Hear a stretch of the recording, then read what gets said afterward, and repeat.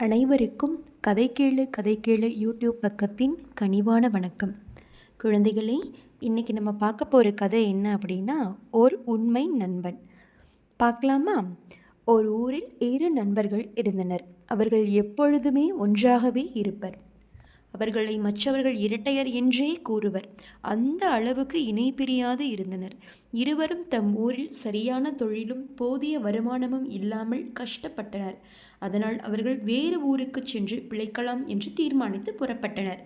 அவர்கள் ஒரு காட்டு வழியாக சென்று கொண்டிருந்த போது தூரத்தில் ஒரு கரடி வருவது தெரிந்ததும் இருவருக்கும் நடுக்கம் ஏற்பட்டது.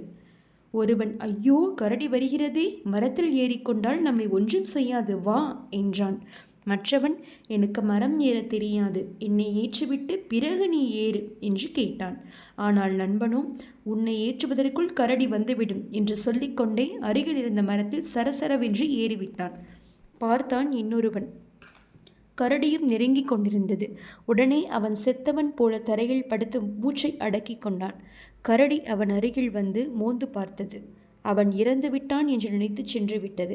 அதன் பிறகு மரத்தில் இருந்த நண்பன் இறங்கி வந்து, நண்பா, நீ நல்ல காரியம் செய்தாய். உன் அருகில் கரடி வந்து நின்றதே என்ன கூறியது என்று கேட்டான்.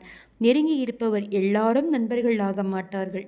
ஆபத்தில் உதவுபவன்தான் உண்மையான நண்பன் என்று கரடி கூறியது என்றான். அதை கேட்டு நண்பன் அவமானத்தால் தலை குனிந்தான். குழந்தைகளே, இந்த கதையிலிருந்து நாம் அறிந்து கொள்வது என்னவென்றால், ஆபத்து நேரத்தில் உதவுபவனே ஓர் உண்மையான நண்பன். நன்றி, வணக்கம்.